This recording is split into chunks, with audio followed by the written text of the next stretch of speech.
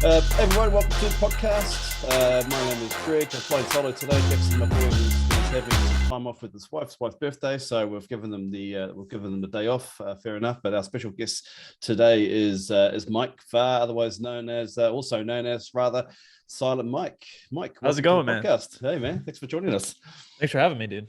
Cool. So yeah, what's been happening, man? Where you been? Dude, I guess this COVID stuff, but amidst that, I've been opening a gym. So Third Street Barbell.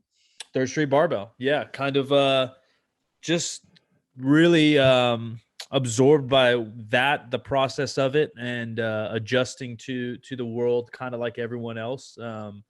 And I've easily adjusted, but doing business amidst this craziness is a little harder to adjust. So Yeah. just working, man. Yeah. Podcasting a little bit, working a little bit, lifting a little bit, kind of the same old. Yeah. So just looking through your bio, you do a little bit of everything, eh? Yeah.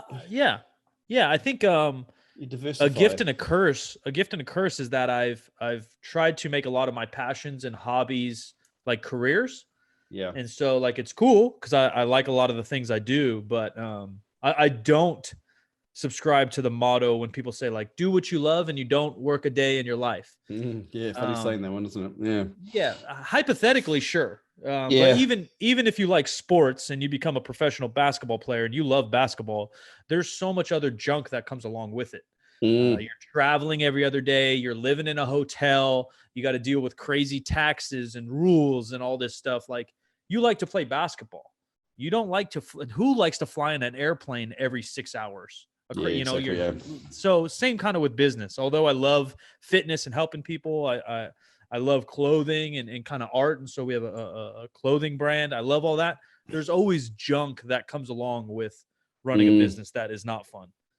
I almost feel like that saying, do what you love and you'll never work a day in your life. It's not enough.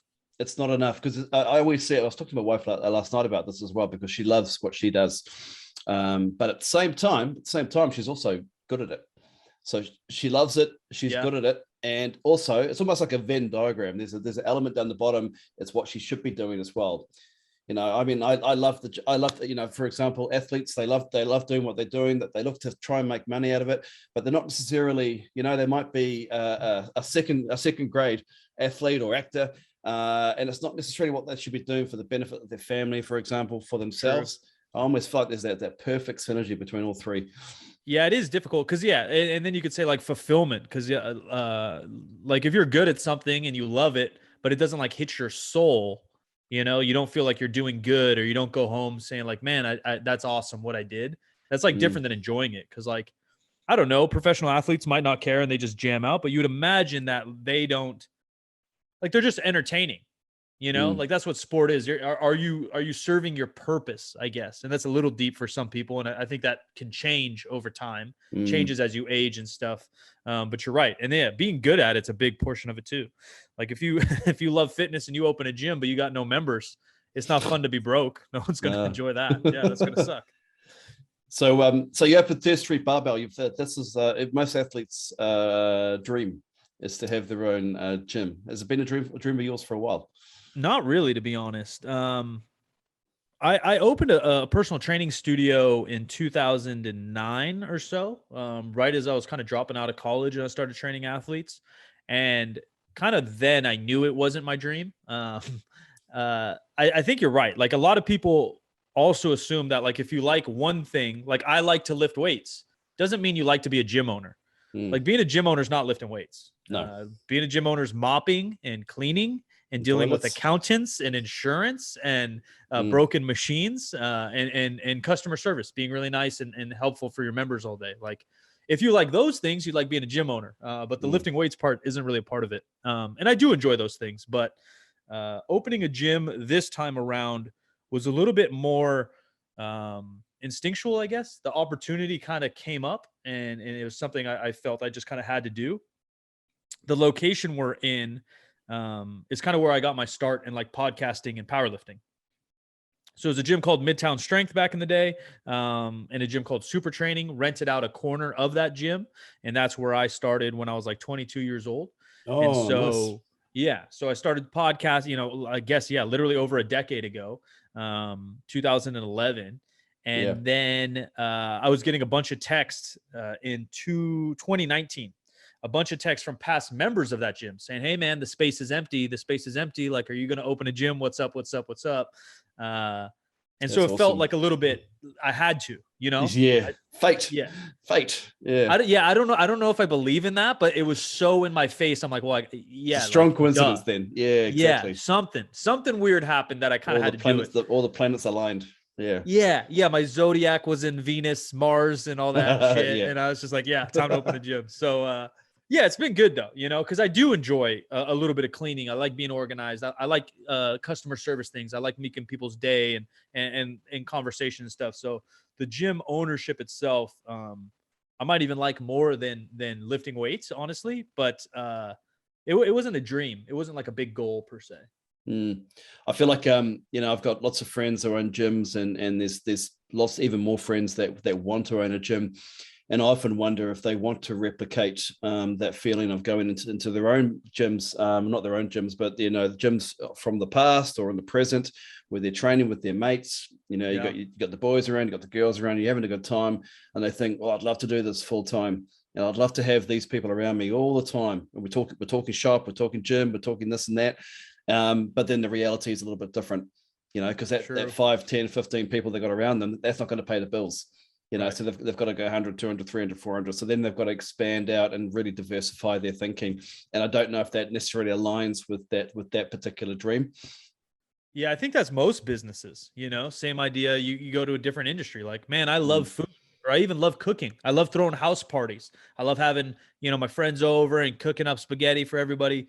But then opening a restaurant, it's going to be a headache. You're going to have assholes yelling about how crappy your food is, your budgets. And like you said, once you start to make money in something, not that it has to be the number one goal, but business isn't easy. So it definitely has to be a priority. It definitely has to be a priority. And that's something I juggle with every day, because similar, I want my gym to be somewhere special, community and culturally. That's what I love about the gym.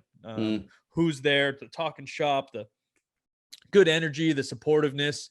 But like you said, 20 people in a cool little club is easy. Getting 20 people to get along is easy, but you're not paying the bills that way. You need 200, 300, 400 members. And then now can everybody get along? Now can everybody get better? Can everybody not break stuff? Can everybody be nice? I think it's possible, but it's a much more difficult task. Exactly. Yeah.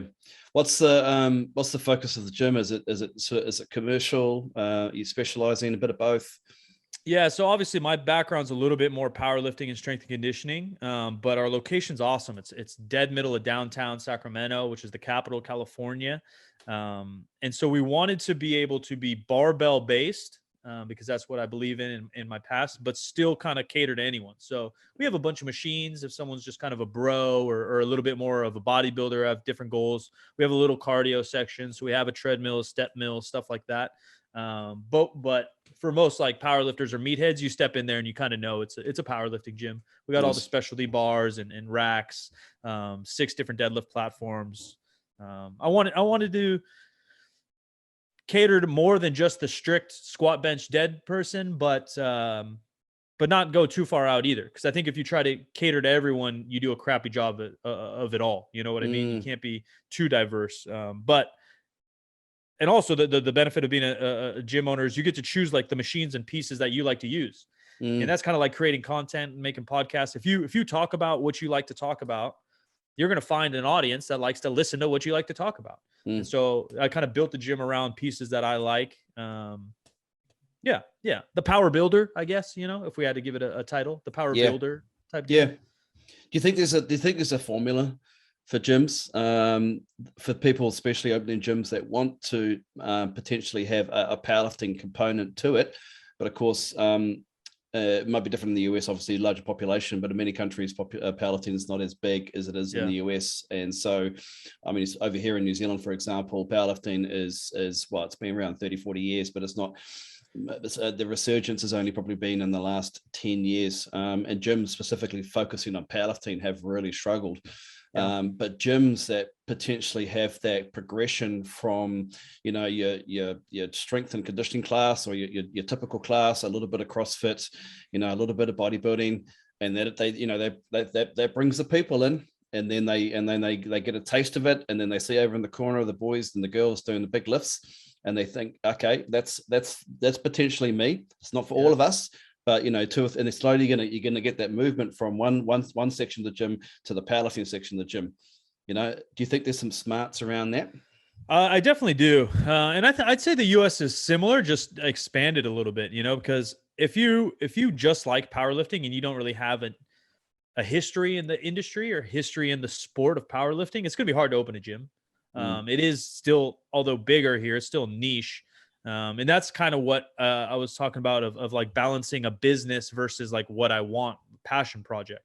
Like what's smart business wise, I definitely think there's a formula to make money in gyms. You sell supplements, you sell personal training, you sell, you do all these things and you can make money. But that's not the type of gym I wanted to run. So how do I balance making a living, making sure I don't go, out of business versus not selling out, but not doing what I want to do. And I think how you explained is probably the correct path. Luckily for me, I've already been in the industry for 10 years. So I kind of got a head start on some stuff. Some people already knew me locally and stuff to get membership. And also CrossFit kind of going through its phases also. I think it kind of naturally happens. Someone could go to a CrossFit gym, and a lot of our members are kind of like that.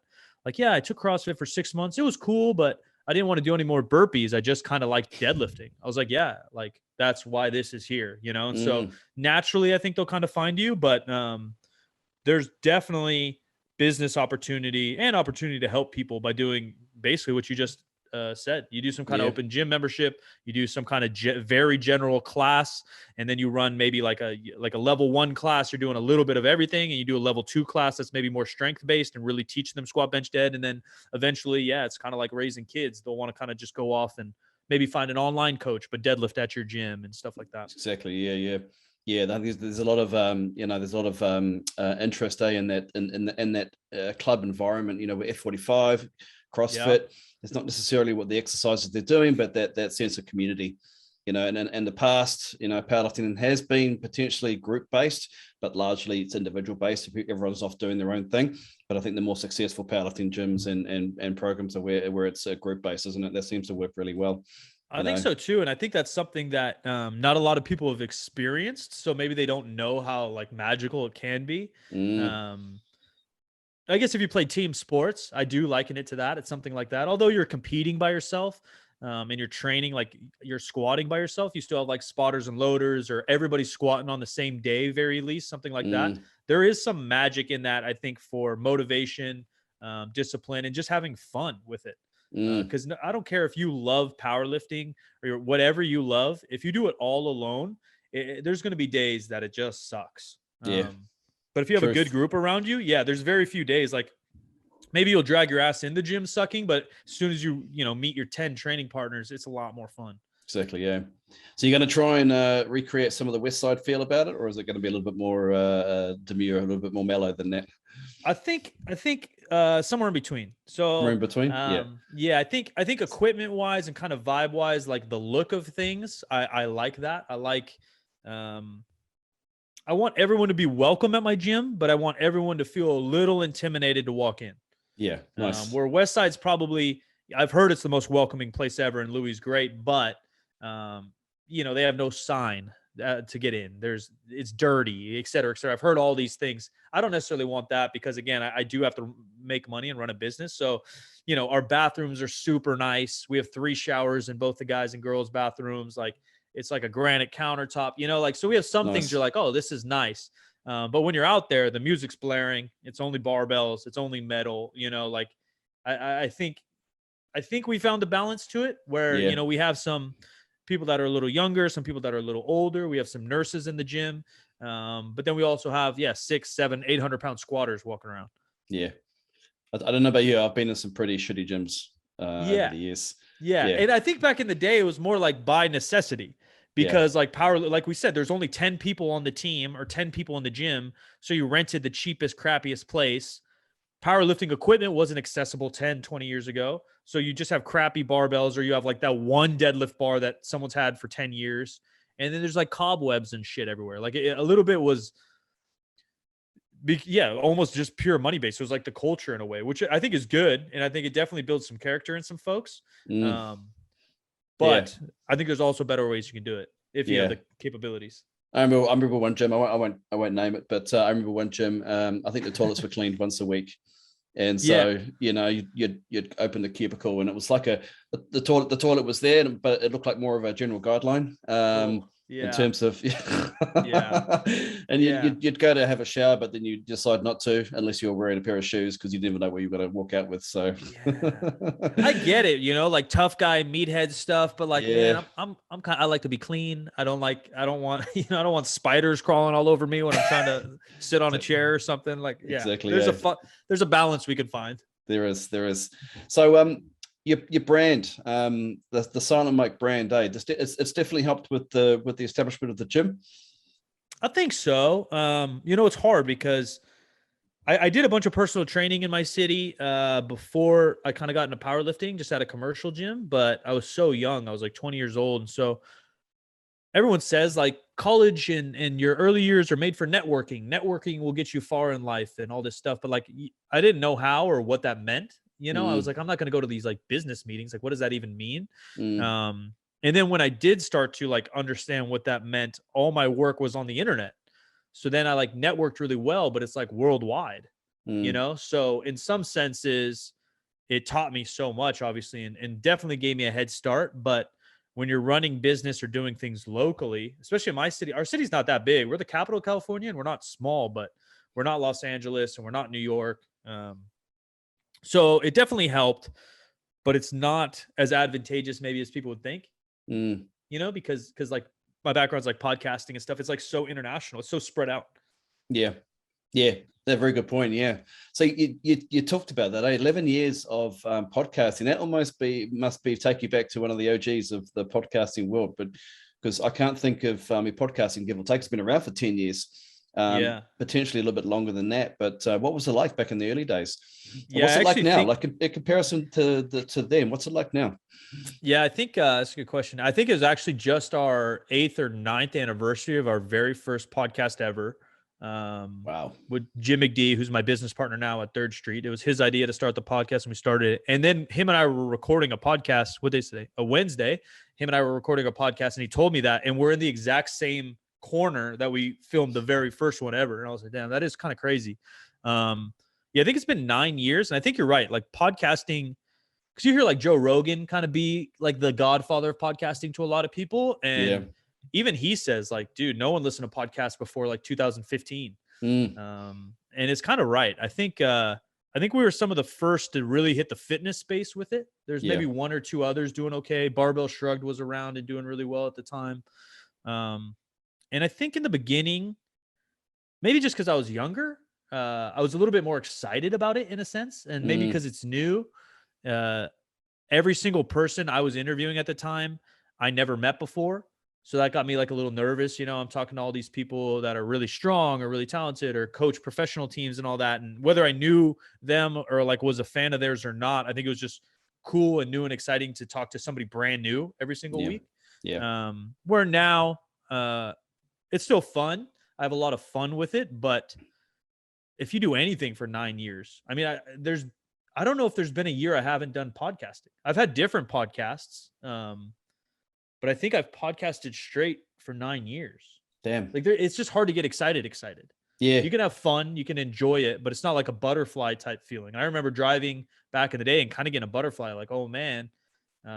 So that's kind of the difference. And then pure business wise, it's just everyone's trying to be a podcaster. It's kind of like YouTube. It's kind of like anything, I remember putting out videos on YouTube and then 3 years later, every single person has a YouTube channel that they're trying to do. People get wind that you can make some money and stuff. And I think it's good because it helps everybody grow and get better at it. And then if those people end up on your show, they already kind of get the gig a little bit. Like, oh, they know how to talk, And so like, that's cool too. And I do love that about social media in general is that it kind of gives everybody a voice. It gives everybody an opportunity to do things where like, back in the day, I wouldn't even know how to get a radio show. Mm. Like, what's the process for me to get to be a host? Like, that's probably so hard. It's probably so rare, where you can just click record on your phone and become a podcaster. So that's really cool. But I don't know. Yeah. I mean, it's just been such a slow transition too, and slow growth and kind of a grind for me that it doesn't feel like 9 years. And it doesn't even feel like I've even close to make it. Like I do think I'm going to do something that'll pop off in the future. I don't know what it is. I don't know if it's Twitch or TikTok or whatever the hell's next, but I feel like I'm constantly trying to refine something in my brain that will really push boundaries a little bit. And so that's the exciting part too. Always new content. There's always new opportunities. There's always new trends. And so, yeah, it's still an exciting place to be. I know the feeling we've, with this particular podcast, we're about a year in now. And it's still exciting. I must admit, it's still exciting. We get to meet new people all the time. But I tell you what, those first few weeks, where you get your first international guest, Jackson and I were like, fuck, wow, we just didn't believe how easy it was to reach out to these powerlifting heroes of ours, and for them to respond saying, yeah, sure, come on. And we're like, wow, okay, cool. And then you get that week after week after week. I feel like even that changed a little bit. Not that we had people like reject us, but they'd kind of be like, well, what? Like, what are we doing? Or what are we talking about? Or like, is it an interview? Or like people weren't. Oh, yeah.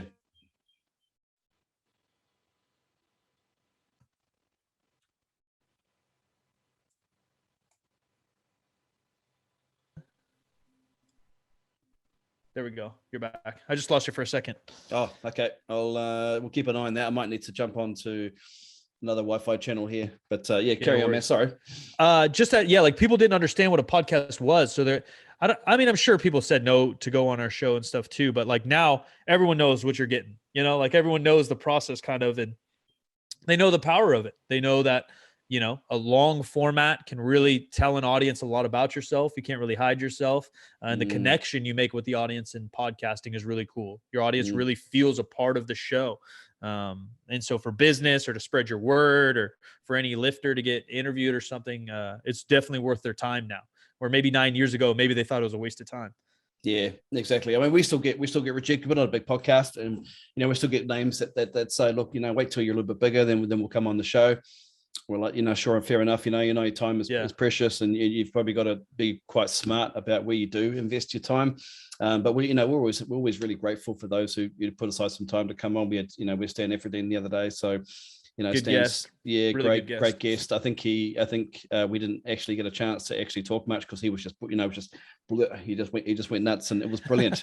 It's brilliant guest. You just got to get them started and they start chatting away. But he was brilliant. And we get other guests like that, and it's just amazing to talk to these people when you've been following them for 10, 15, or sometimes even 20 years, and they've just got such a depth of history and experience and knowledge around their particular topics, and they just love talking about it. And that's probably what I still love about the podcast. What I still do love about the podcasting is that if you get some really great stories from people, and it's not necessarily about their lifting achievements. Although we do talk to people straight after comps and stuff and say, look, congratulations. And they love to talk about that moment, when they lifted whatever they lifted. But then also you get others that delve right into, moments in their past that have defined them. There's a lot of stories with lifters and athletes in general, where life has not necessarily been so great. And you get to hear some of these stories, and you're really just grateful that they've shared them with you, because it's not easy. It's not easy. Yeah, that's like kind of a new thing too, I feel like with the advent of social media, sure, there's tons of fakes out there photoshopping and just putting out their, muscles on the Instagram, but there's a lot of people like really showing vulnerability and authenticity to try to connect with people. Hey man, this shit happened to me, and I know someone out there is going through this shit, and I'm alive, or I did okay, or I found this lesson through it. So maybe we can help each other connect, or like you're not alone out there kind of deal. As much as I talk a lot of shit on social media because there is a lot of trash out there. There is some really cool parts of it, and some really cool people that are trying to do it right. They're really trying to help people and really trying to tell stories. Yeah, almost like mental health has been obviously I don't know. It's talked about a lot more than it has been in the past, and I think that's really good that people get to feel confident and comfortable to open up.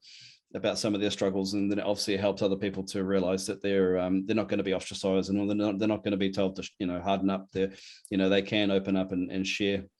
Yeah, 100%. Especially in our world, the power lifter guy is stereotypically the big jacked tough guy, gets chicks and drinks beer and doesn't give a shit and all this, So for some of it to come from the fitness space or even top athletes and team sports and stuff, it is cool. It's super cool.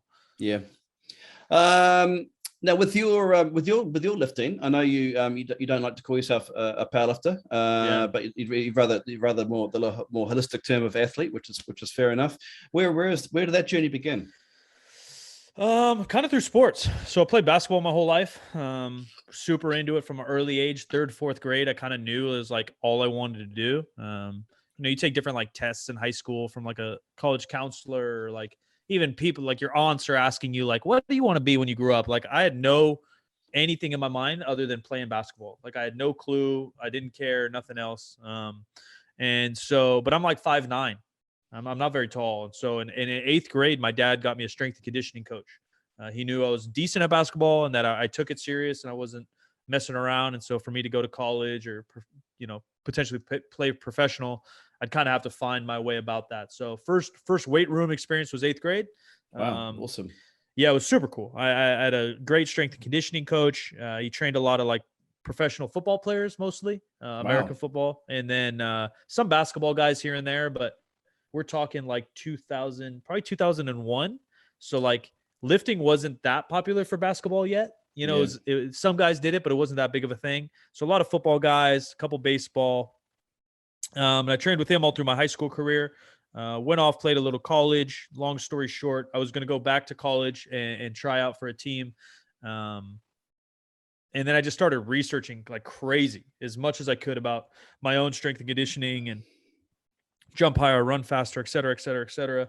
And it basically leads you to some type of deadlifts and some type of squat. Any program out there is going to lead you there somewhere, right? And so just trained my face off. And at one point I kind of flipped a coin in my head, how much I loved basketball versus like how much I hated college. Yeah, I was a good student, but I just absolutely hated it. There was something about it just freaking me out. And so you work out what that was? I don't know, because I was, like I said, I was a good student. I don't know if you guys use like the same like GPA type ratings as we do here. There is something similar. Yeah. It's on like a 4.0 scale. So ours is on like a 4.0 scale. 4.0 is like as good as it gets. And I had like a 3.6, 3.8. So like, yeah, I was fine. I got into all the colleges I wanted, all this. I think a little bit of probably lack of direction. I didn't know what I wanted to do career-wise. I was still just about basketball. So if you don't have like a career choice, then like school is just general, right? You don't get to like study things with a goal. Also just sitting in class. I've done this for 12 years already of my life. I don't just want to sit down anymore. Like I hate this. I don't know. It was just, it was just the worst. It was just freaked me out. A little, ADD type stuff would start to trigger me. So I basically quit. I went and got my training certificate and just started training folks. I coached high school basketball at the time. And then just started working at every gym with every client and every athlete I ever could. And kind of never looked back. I found, like Wendler's 531 and all that. I found West Side, stuff like that in probably like 2010. Just training by myself at a commercial gym with that. One of the Shakos that you could find online. I was running one of the Shako programs. And then I found Supertraining in like 2012, 2011. And then from there on, the rest is internet history. It's probably documented somewhere. Cameras somewhere. Audio, I think everybody's found 531. Everyone's done or still doing actually to some degree the Shako stuff. I did Shako 29, 37. I even think I took on one of the master programs at one stage. That didn't last very long. It's a lot. It's they're absolutely fundamentals, and you often see a lot of the stuff that's been regurgitated over the years, but it still comes back to some of those basics. Yeah, it really does. I mean, they're big names, and they're like the godfathers of programming for a reason. Like Shako wasn't just like an internet fad. Like the dude's a genius. So some of his stuff's always going to apply.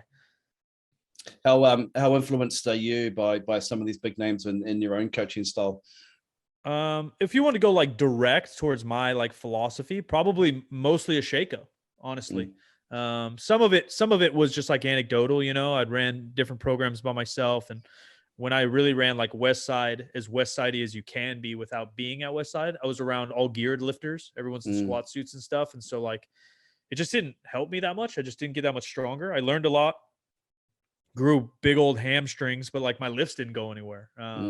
And when I made my most progress was training by myself, running one of the random Shako numbers, you know, kind of semi sub maximal, pretty high volume, high frequency, just kind of wreck yourself day after day type stuff. And then I was lucky enough with one of my other companies we flew Shako out and did a bunch of instructionals with them. Yeah. So my other coaching company with Omar Esoff, I don't know if you know that name, but YouTuber, really good friend of mine. I've seen the two of you do a lot of work together. Yeah. So Omar's one of my best friends and my business partner. And we're like, dude, like Shako's somewhat like such untapped knowledge. Like he does seminars and stuff, but like he doesn't do YouTube. Like he doesn't speak English, you know, like we need to like share his knowledge with the world. And so we flew him out, shot a bunch of videos and interviews. We put out a training program that he wrote, and learned a lot about everything. Like one of the main programs, I forgot which one, it might've been 37 or something. He told us, we got a translator out also, cause we obviously couldn't talk to him. He said one of those programs he wrote for like one of his individual lady athletes that was like really good at benching or something. Yeah. So like one of the famous programs has like not a lot of bench in it and a tons of squats and deadlifts. It's because that athlete of his was already a freak bencher. And so he obviously, so he loaded the volume elsewhere. But then on the internet, it's just called like 42. So all of us dumb Americans are just downloading it, using it. Yeah. We're like, oh yeah, that's great. We'll use it. Where meanwhile, it was just a leaked program from a private client of his or something. So yeah, and obviously it works, right? Like we're not that snowflake of athletes that we need something so tailored to us. I think that literally that program like got me a 50-pound squat PR. But so we wrote a program with him, picked his brains. Some of the things he shared, like little gems and stuff that you look back now and think, wow, that's just gold. I think mostly it was like just kind of, I guess the biggest correlation I started to pull, because he coached some of the Bulgarian weightlifters and stuff, I think in the 60s and 70s as well, is when we started to do. That's crazy. Yeah, he's been around forever, and he's at the top level. And so he had me demonstrate a bunch of the exercises we were doing.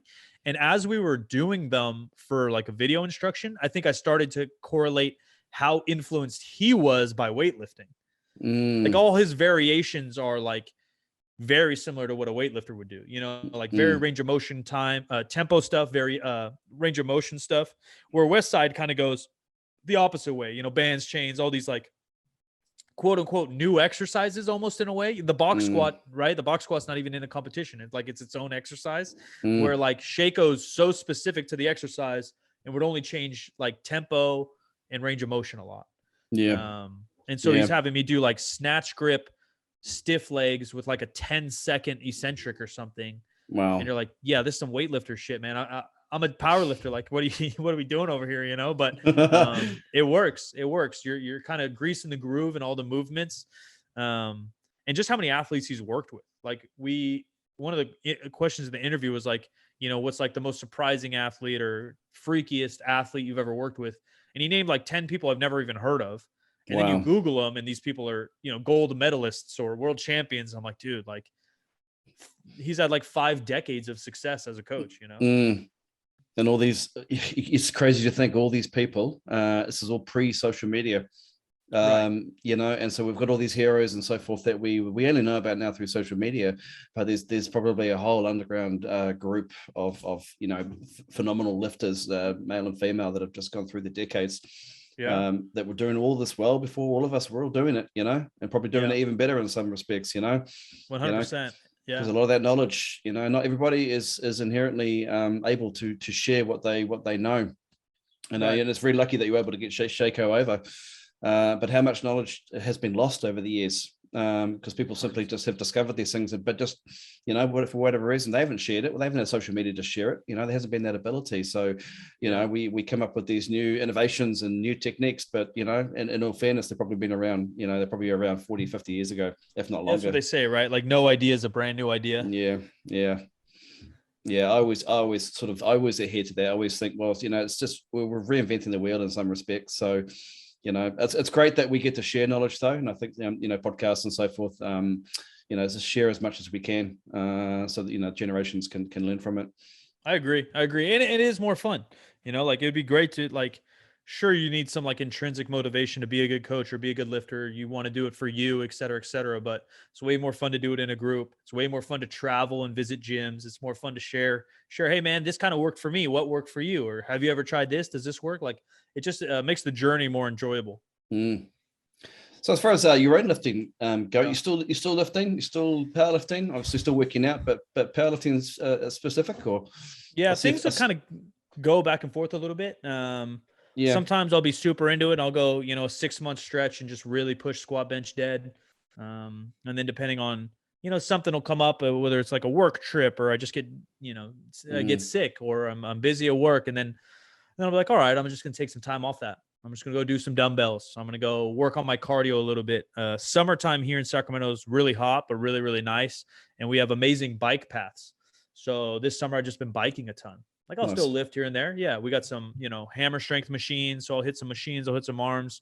But I'm pretty antisocial. I like to kick it at my house a lot. So I'm like, I got to get outside. I got to force myself to get outside. How will I do that? So I go for some bike rides, stuff like that. And then similar in the winter, sometimes it's cold or I want to eat more food or something. I'm like, all right, let's lift a little bit. Let's take advantage of all this food I'm eating. And then I'll train a little harder, maybe go into a hypertrophy phase or something. I think just when you do it so long, some people are just so driven by numbers. Hey, I deadlifted 700. I want to get 800. I've never just been that way. I don't know why. I like getting stronger and I like making progress in life, but I never had a goal to be like an 800-pound deadlifter or anything like that. So I don't have this, North Star that's leading my training, which is good and bad. I think on my mental, it's pretty good. On the results of my training, sometimes it's bad because I have no goal. I'll just go in and kind of move. But also just as I'm getting older, I think I just realized this is just part of what I do. It's a way to be healthy. It's something I enjoy. Lifestyle. Something yeah. And so I just kind of do, there may be a day. I'm not that old. I'm 33 and powerlifting is amazing. You can do it till you're 60, and so there may be a day that I just, chase down some crazy number again when I feel super motivated. But for now it's pretty sporadic and just, in kind of like blocks of 4-8 weeks, not like written out strictly, but that's just tends how my brain works. So I'll just kind of pick up what's around. I saw my wife showed me Instagram. I can't remember her name now, but it was her competition. I can't remember the name of this lady, but 100-year-old. It was 100-year-old doing a deadlift. Yeah. And I was just trying to think of what masterclass that was. I was trying to do the math in my head, but her own. There's no class. I'm thinking, wow, if I'm still deadlifting at 100, that's really impressive. Because a lot of people can't even deadlift at 40, let alone 100. So you start to get 50, 60, people can't even get off their couch. Yeah. Exactly. But I feel when you talk about being antisocial, I've actually quite enjoyed. We're in lockdown at the moment. We're in full lockdown. We've been that way for about 3-4 weeks now. Yeah, about 4 weeks. We've got another week to go. I think then they're going to lessen the level here in New Zealand. But I'm to be honest, I'm quite enjoying being at home. I go full days here at the desk working away with my daytime job, and I'm quite happy. But like you, I have to force myself to get outside because I've literally gone from working out 3-4 times a week, being quite active, to absolutely nothing. And I'm all or nothing. So going for a walk is just not going to cut it in terms of that fitness or that buzz. And so I don't do it because I don't really feel like I need to do it. But then you find yourself, I'm locked inside for days on end, not leaving the house, and it's not good. It's not healthy. Yeah, I'm similar too. Which is probably unhealthy, but I need to get a deadlift workout, and I'm going to do it every single Monday, or I'm just not going to deadlift. I'm not just going to kind of go work out, maybe it's just because powerlifting, or maybe an athlete, but people used to be a meme, but kind of a real thing, where training versus working out. I always trained, I always needed to do it. I don't want to go deadlift 315 once and not deadlift for the next 6 months. I want to deadlift every day and get better. Or I'm kind of like you. I'm like, all right, well, I'll just do the couch. A walk's not going to do it. I'm not just going to do one exercise. I need a full workout or I'm done. Exactly. Yeah, That's exactly. It. Yeah. So in terms of social media, right? What's your relationship with social media? How's it been over the years? It's a love-hate relationship. Definitely love hate. Definitely love hate. I think anyone has like a hair of, needy attentionness to even think to do social media for like real, like no one's going to start a podcast and is like, yeah, I want no one to listen to me. Like you're going to start a podcast. You're like, it would be cool if people listen to me. You know what I Yeah, mean? Like I have something to say. it's a It buzz. should be It's cool. And nice. so, Yeah. yeah. So part of me always loved that. I kind of went to an art school my whole life. So I played in bands. I sang choir. I've been in plays and did a bunch of drama. And so I've always kind of enjoyed that. And so that sense of social media is cool. The networking part of social media is really cool. I've met some amazing people and it makes the world so accessible. But it's really watered down for me depending on the platform. Instagram in particular is just kind of shallow. Everyone's doing the same thing. Everyone's just doesn't have much to say. It's just like a little echo chamber of the same bullshit. I think podcasting's still cool. I don't know if you'd call it a social media, but like a content platform. Because each conversation, even though you could have it with the same people, different topic, it's always going to be a new conversation in a sense, and you're always going to evoke some kind of new thought. YouTube's cool. YouTube's kind of a similar thing, though. It's just YouTube fitness kind of got watered down. Everyone doing the same thing over and over and over. I use a little Twitter, and it's fine. But probably my favorite is probably Twitch, to be honest. Yeah, I've heard you say that. Yeah. Yeah. I've got a Twitch channel for the powerlifting fed that I run, but I've never used it. But I use it a lot. Well, I look at it a lot from a gaming point of view too. So it's brilliant. I mean, I like it. I really like Twitch, and I'd like to see more content on Twitch personally. It just seems like I don't know, the community seems a bit more diverse and a bit more open and a bit more, engaging. I agree. I think they've done a really good job, whether I'm sure some of it was on purpose, but some of it was because I think it was purely gaming. And so gaming already had like a niche culture. And then now that culture was on Twitch for the last 8 years. And so like it has its own feeling about it, where like YouTube is such a giant monster. It's almost too diverse. You have like a million cultures on there, right? Like you have like fishing YouTube, you have fitness YouTube, you have beauty YouTube, you have vlogging YouTube, you have kids YouTube. And so like each one might kind of have a culture, but also like being live, you really get the sense of the creator. Like you can't fake it. Big time streamers or even like full-time streamers are going 40 plus hours a week live. Wow. That's not an act anymore. Like that person. That's why I like podcasts too. Like it's really hard to act a character for multiple hours episodes for years on podcasts. Like you can kind of ham it up a little bit or whatever, but your true colors are going to shine through, and people are either going to like what you say or not. And that's what I love about Twitch. I really do. And because everyone is kind of for each other, it doesn't feel like catty or competitive or anything like that. And I think it takes real talent. Something I've done forever with like Omar and other people is it's a little bit judgmental of us, but like we'll do it in a business sense where we'll see somebody or some content and kind of break down, like, I wonder why this guy's crushing it. Like, why is this guy crushing it? Oh, he's got the look. He's really funny. Oh, he's really talented at that video game. Oh, he used to hang out with this guy and this guy put him on, like just kind of analyze it. And I think podcast is for sure one. But Twitch, you really have to deserve your success to get up there. You don't get a bunch of viewers by happen chance. Like it just doesn't happen. Yeah. Yeah. It drives me crazy sometimes. I watch, we put all this effort into the podcast. Then I go out into the lounge where the kids are watching their favorite YouTuber, one of them, who's playing Roblox, and all he's doing is playing Roblox and talking about what he's doing. There's 3 million hits. Yeah. I'm like, come on. Yeah. What is this? What's going on? I'm putting all this effort.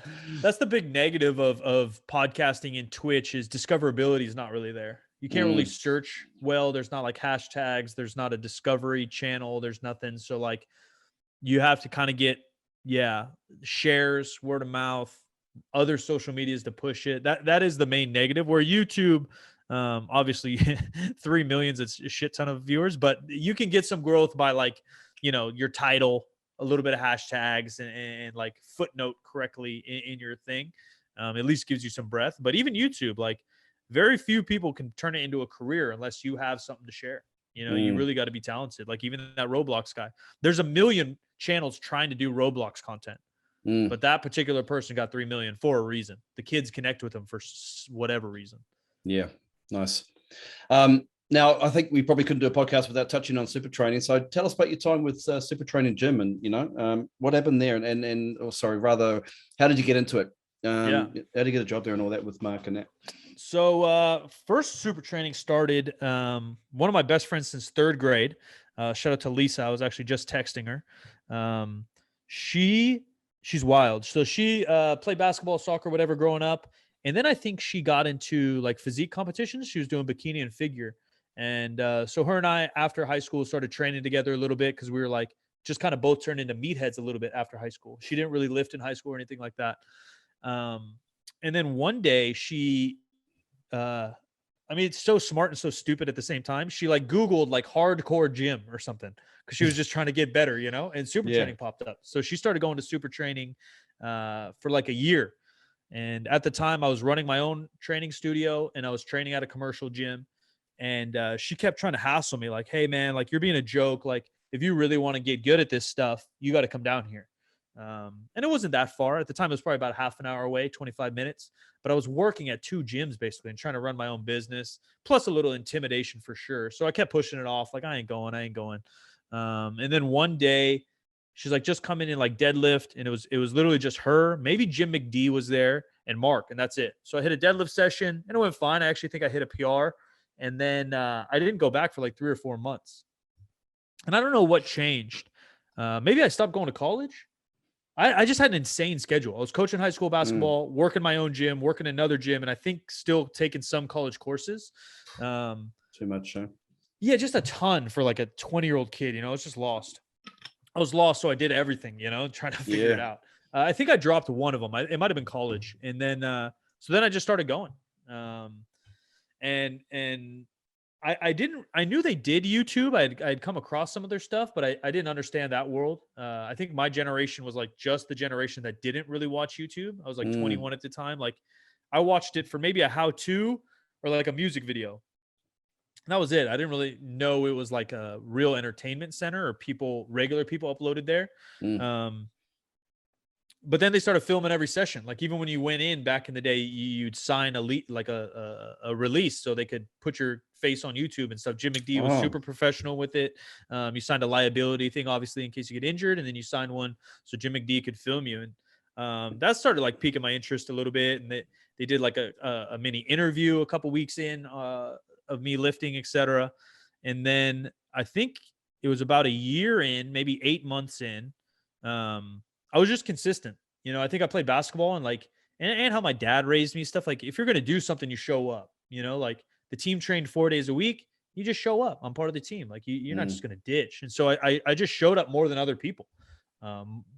People, maybe they took powerlifting less serious, or maybe they had real lives. A lot of them were older. Maybe they had kids and stuff, but like people would kind of come and go a lot. And so I think that kind of showed like Mark and Jim and them that I was the real deal. And so I just started training with Mark a ton. He was still very competitive at the time. I think he was pushing for like an 1,100 pound squat and an 800 pound bench or something big. Yeah. And I was just there and I would just go. Like, obviously I was literally lifting 40% of what he was lifting in a squat suit, but like I would show up, I'd do the work, I'd spot and load, I'd hang out, I was part of the game. And so we started to become friends around that time. And about a year, maybe 8 months into it, Slingshot was tiny. Slingshot was literally created that year that I joined. It was just him and his wife. And I just didn't. I was coaching high school basketball, which is like 40, 50 hours a week and getting paid like, I don't know, $400 a month or something. Because it's basically a volunteer job, like it's not a real job. Love, Yeah. And I was 20 and it was cool and whatever. So I think I literally just texted him one day like, hey man, I know you got a company. I need work. Yeah. I don't know if you wanted something like that. And he's like, yeah, come on in. So I just started packing orders really out of his house, out of his garage and out of his bedroom where the computer was. Yeah. And then a couple months later, maybe 5-6 months later, Jim McD approached me in the gym and said, hey, I got an idea for a podcast. It's going to be me and Mark, and we needed one other person. And I suggested you. Would you be down? I said, yeah, man, whatever. And then it kind of felt like off to the races. All that kind of felt exciting. Like things started to move. I think we put out like 3 episodes of the podcast or so. And then we went to the Olympia for the first time in Vegas. and some, big random, like the expo. Yeah. And some big random fat guy says, Silent Mike.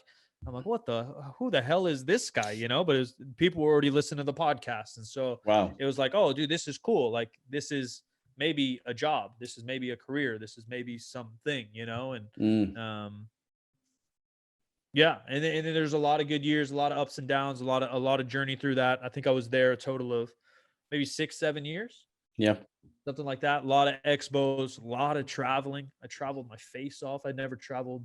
I don't think I'll ever travel that much. We're traveling every month, every other month for a different seminar, a different expo, or a different photo shoot or something. It was a lot of chaos. It was a lot of chaos. Looking back on it, yeah, it was wild. It was a wild ride. That's awesome, mate. And have you taken any elements of that, the original journey into what you're doing now with the podcasting and your own coaching? Yeah, I think so. I think everything you do for like an extended period of time kind of lays a seed in you, So like I learned a lot. We hung out with a lot of people like Stan Efferding and Brandon Lilly and all these people. And so, pure fitness and coaching, I learned a little bit, powerlifting culture, I learned a bit. Creating content, I've created content with so many different people, and so you kind of do things or see how someone does it, like, oh, I see how that guy, he speaks this way or he says this and it kind of reacts this way to an audience. Okay, and so I think all you are accumulation of your history, and I just had a packed 6 years of fitness, man, a packed 6 years hanging out with bodybuilders and strongmen and coaches, and so I was lucky in a lot of senses because I'm not a great athlete. I'm a pretty good athlete. I'm not a great power lifter. I'm strong, but I'm not insane. I think I'm a good coach, but I don't like to read all day. So I'm not like the brainiest coach. I'm not I'm not smart enough. I don't have a degree. I think I'm good at talking to people, and my luck of the draw is that I got to be exposed to every coach on the planet. I got to hang out with, train, have lunch, pick the tons of very strong, successful people. And so I'm kind of a jack of all trades in that sense. I got to learn from all the West Side guys. I got to learn from, Mike Tashir. I got to learn from all these different super smart people. And that kind of created my philosophy in a lot of things. Yeah. Just like you said, like podcasting, business, and coaching itself. What do you think makes a good coach? From all the years you've met great coaches, is there a commonality between them? Or, what do you think? I think it's actually just kind of peaking and evolving right now. You like joked, but not joked about me being like an athlete and a little bit more holistic. And I think the best powerlifting coaches and bodybuilding coaches now are taking an approach like that. I can't just give you sets, reps, and weights, a steroid protocol, and a meet and expect you to go crush it. If you really want your athlete to be the best, and I think other sports have done this for a long time. My high school basketball coach definitely laid an imprint on me on this, but like, you got to learn about your athlete as a human. Do they go too hard? Do they go too soft? Are they a little bit of a hypochondriac? Are they hardworking, or do you got to motivate them a little bit? And then as a coach, it's about you to kind of play with those levels to give them exactly what they need. And maybe you don't have the knowledge to be a nutritionist at the same time, but you can suggest to them or introduce them to a nutritionist and kind of look at the big picture of athletes. Where when I started, everyone just bought 531 and just followed that. Where there's nothing wrong with 531, but it's just sets, reps, and weight. There's nothing about the mental. There's nothing about the longevity of it. There's nothing about the nutrition, the sleep, et cetera, et cetera. Yeah, no, and I remember I've had coaches over the years, and they range from those who just send you out a program once a week, and you feedback how you've gone with the program, how you've gone with the diet, and they go and the weights either gone up or it's gone down. Okay, look, just add a few more grams of carbs here, or we'll increase the protein there. Training wise, just there's no major changes to do. So I've had that from one extreme, through to coaches, and we've interviewed so many coaches on the podcast, and there's that recurring theme of coaches that really take an interest in you as a person. They understand your mental health. How's your day been? How'd you sleep last night? What's how your energy levels right now, and let's see how you respond to all these different types of exercises, and protocols. Let's get that feedback coming along all the time. I want to hear from you every day. Just let me know how you're going every day, and then we'll tweak and adapt as we go along to get the best out of you. And that seems to be the recurring theme in all the good coaches I hear now. So there is obviously that degree of knowledge. It does help, but you don't need to be, you don't need a PhD. Yeah, I actually think that part's overrated. Everyone thinks you have to be the PhD, or the PhD guy is going to be the best coach. And you can be if you have a PhD and you have this other stuff. You got the human connection and the communication skills and all this stuff. But you're right. Like, there's just a base knowledge of tools you kind of need. If you understand programming, if you understand the human body, you understand a little bit of exercise science, a little bit of, mechanics and stuff. And then the rest of it is how you piece it together and how you translate it to an individual. Yeah. So Mike, you mentioned in earlier on about your coaching styles heavily influenced by Shaco. Are there any other especially modern practices now, although modern practices now that influence your coaching as well? Any other approaches, RPE, all that kind of stuff? Yeah, I think the specificity stuff started to really hit me because I was in that West Side circle, and so that's what but obviously guys like Chad Wesley Smith and Mike Tashir and a lot of those guys were some of the kind of mid-range. They're not the modern guys, but they're kind of the mid-range guys to translate that. Eric Helms, talk about New Zealand. Eric Helms, I think is actually, all things considered, one of the best coaches on the planet, because he does have that PhD, but he does understand humans. Nicest guy in the world. He knows how to apply things. He knows how to communicate. He understands the big picture. His whole team, 3DMJ, shout out to them. They're doing it right, in my opinion. I've learned a ton from all them. I don't even know who's like new anymore. I feel so old. Like you say, like a Bryce Lewis. I don't know if you know Bryce Lewis. TSA. Bryce is a really strong IPF lifter here.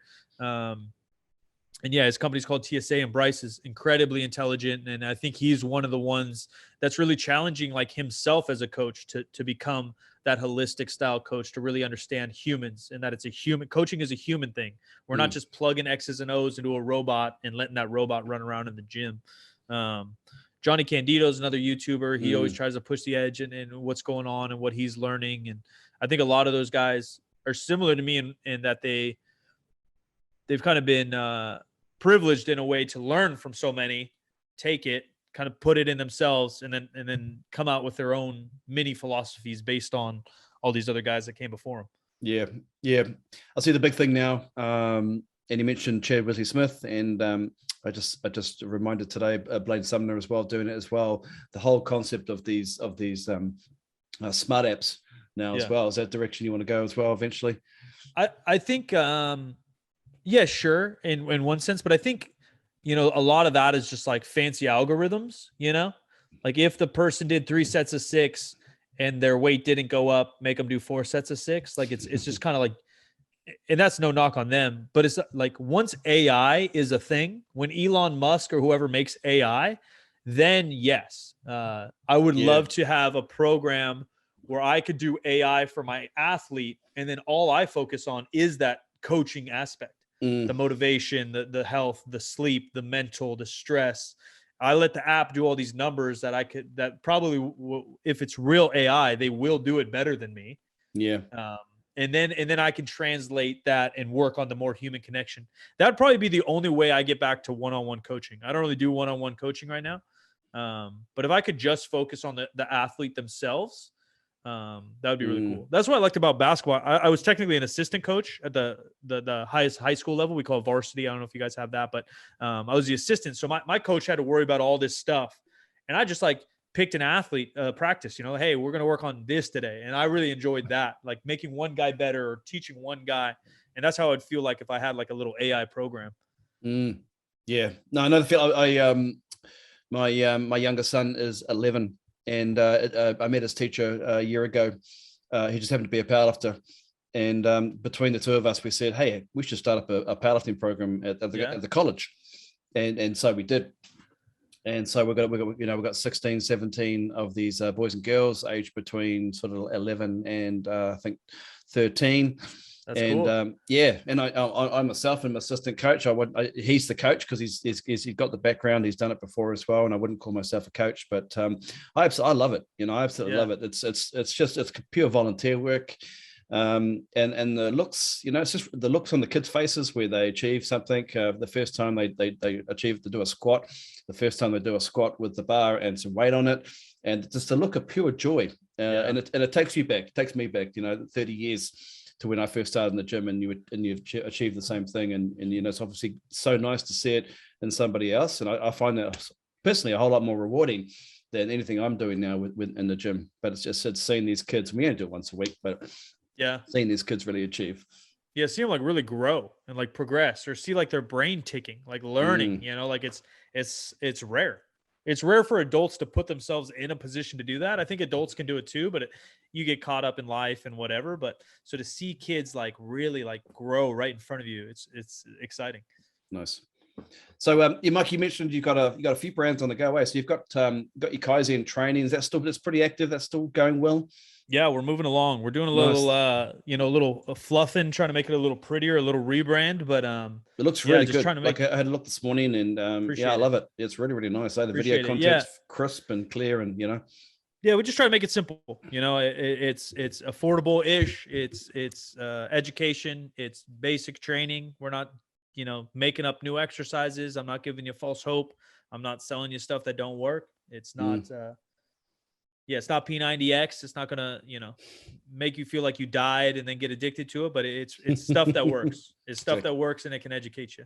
Nice. So you got KizinTraining.com. You've got 50% Facts podcast. Is still going strong with that one too. Kicking every single Wednesday. We drop a new podcast, and then we might be starting a new show we just filmed this morning. That's kind of like a podcast YouTube show. So it's like 10-minute hitters on a topic.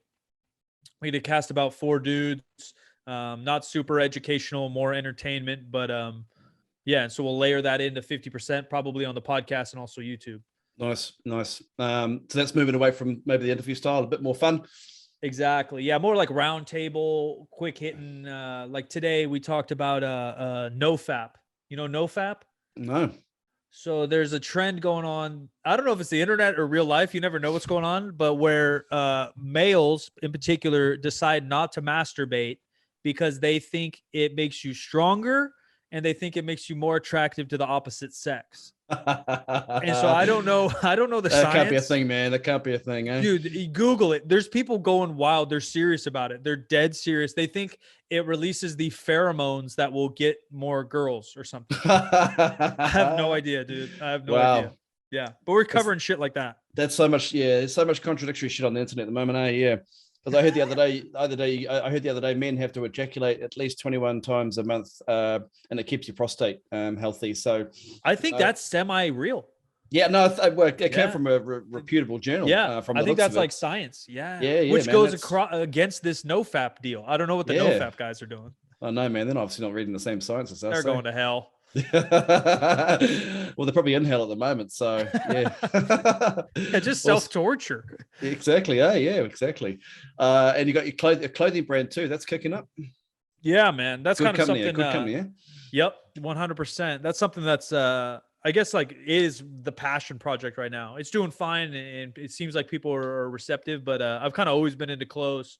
Like I remember going to my first super training session. I'm wearing like Jordan sneakers, and everyone's wearing ripped up whatever shit, they're like power lifters. I was like, damn, this is way different than growing up in basketball. Like just like dressing the part. Kind of powerlifting had a culture in a sense, but it was just like a group of misfits where like coming from basketball, like it has such a strong culture about it. The music, how you talk, how you walk, how you dress was so particular.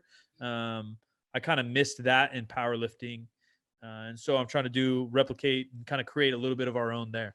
Yeah, no, and I think you're onto something there with powerlifters, especially recent years. Anyway, the clothing that's coming out now for powerlifters, the shoes especially. Yeah. And shoes obviously very important for powerlifters, but man, they're getting pretty. They're nice shoes now. I'm seeing some really good, decent shoes out there now as well. So it's evolving. Man. The sport's evolving. Yeah. Awesome, man. So before we wrap up, any final shout outs that you want to make, or any plugs, shameless plugs? That's it, man. You just hit them all for me. Oh, look at that, eh? Just lobbed the ball at you and you just whacked it out of the park. Yeah, that was easy. Awesome, man. Hey, look, it's been an absolute pleasure having you on. Wish you all the best, and we're going to keep track of your progress and obviously all the links to all the channels and platforms we're going to include in the bio as well. But no, thanks, man. Appreciate it. Awesome, man. Thanks for taking the time, and thanks for having me on. No worries. Take it easy, eh? Yep. See you, Mike.